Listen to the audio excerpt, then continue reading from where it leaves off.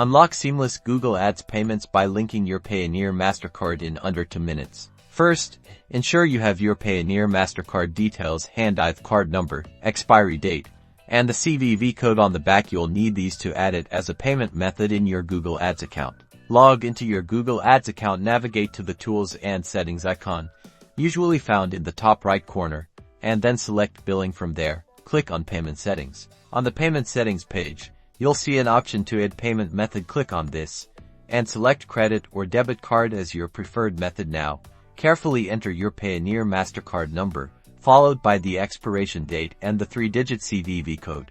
Enter your name exactly as it appears on your Payoneer card, and then input your billing address. This should match the address associated with your Payoneer account. Once all the details are correct, click to finalize. Google Ads will then verify your Payoneer card.